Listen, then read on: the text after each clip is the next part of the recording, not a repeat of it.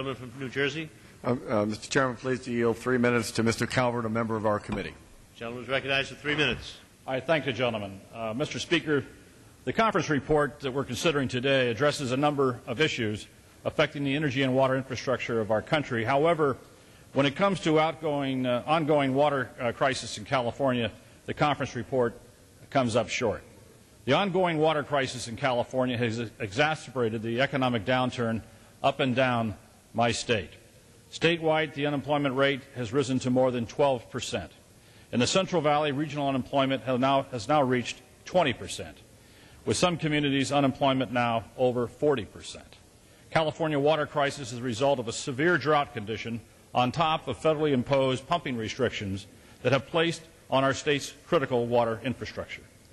While the conference report does provide some funding for a number of California's mid- and long-term water resource management projects, many of the projects are years away from completion and will not provide any assistance to Californians that are suffering today.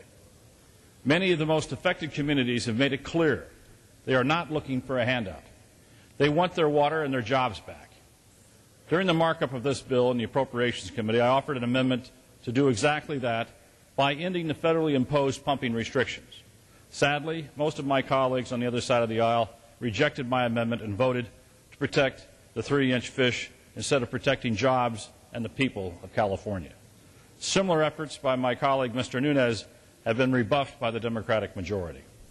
The fact remains that the flaws and shortcomings of the Endangered Species Act have tied the hands of judges and water resource planners, creating a man-made drought that is killing jobs, destroying livelihoods, and hurting families in California.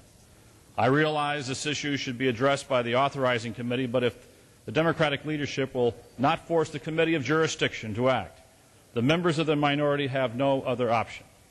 If this Congress and this administration fail to take bold steps necessary to address this crisis in the near future, the people of California will know exactly who's responsible for their mounting job losses and their economic suffering.